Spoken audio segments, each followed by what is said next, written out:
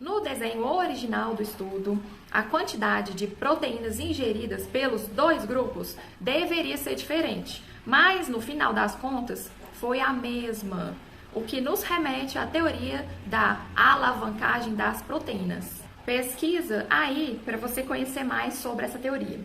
Ela prova que a gente tem uma fome específica por proteína e a gente vai continuar comendo até atingir essa quantidade de proteínas que a gente precisa. Então, se os dois grupos comeram o mesmo tanto de proteínas, a diferença que foi observada na hemoglobina glicada, na perda de peso e nos outros marcadores foi por causa do carboidrato. A conclusão foi, abre aspas, nossos resultados fornecem evidências de que uma dieta low carb, sem restrição calórica, é viável, tem efeitos clinicamente relevantes no controle glicêmico e na composição corporal e é segura em relação ao fator de risco cardiovascular, hipoglicemia e eventos adversos em pacientes com diabetes tipo 2. E aí, alguma novidade para você? É mais um para pilha de estudos. Eu não sei quantas vezes a mesma coisa terá que ser demonstrada até pararem de dizer essa bobagem de que uma dieta padrão para diabetes deve ter uma ingestão de 50% de carboidratos. E a dieta low carb passe a ser adotada como a padrão.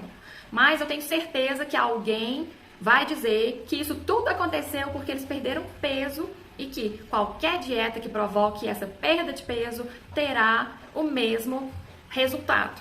Primeiramente, não foi apenas uma dieta que gerou perda de peso. Eles perderam peso sim, mas foi sem passar fome, sem restrição calórica. Isso por si só já é espetacular. Em segundo lugar, o próximo ensaio clínico randomizado, dinamarquês também, que eu vou falar hoje, vai debater justamente essa ideia de que os benefícios foram alcançados só por causa da perda de peso. A dieta aplicada nesse outro estudo não foi tão low carb assim. 30% do consumo diário foi só carboidrato. A dieta também foi alta em proteína, 30% de proteína. O segundo grupo de controle seguiu a dieta tradicional com 50% de carboidratos e cerca de 17% de proteínas.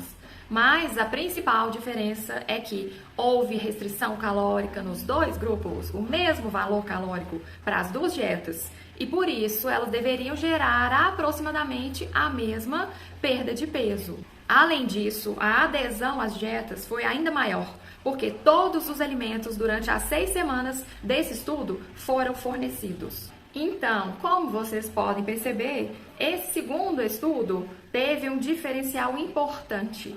Ele conseguiu isolar a variável low carb da perda de peso. Ambas as dietas geraram a mesma perda de peso, 5,8 quilos, o que era esperado, porque o limite calórico foi o mesmo. Mas o grupo low carb teve uma redução maior na gordura do fígado, na hemoglobina glicada, na quantidade de triglicerídeos e, obviamente, uma variabilidade menor na glicemia.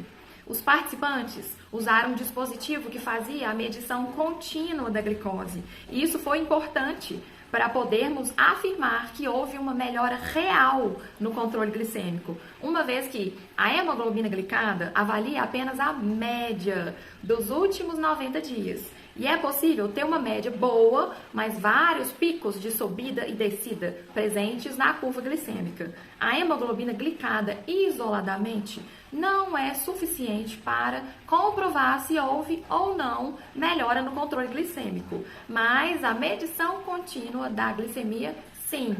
A esteatose reduziu 51% com a dieta tradicional e 64% com a low carb, apesar da mesma perda de peso.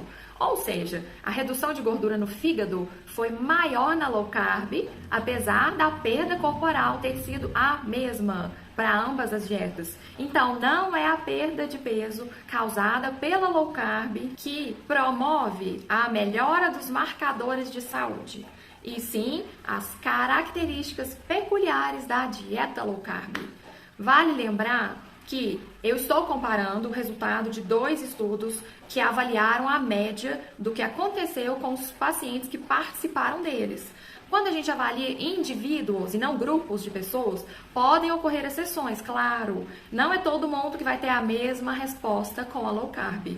Podemos dizer o que é mais eficaz avaliando as estatísticas, que a low carb é sim mais eficaz para o controle glicêmico, para a perda de peso, para a redução da gordura visceral, da gordura do fígado, da hemoglobina glicada, mas isso não é uma regra.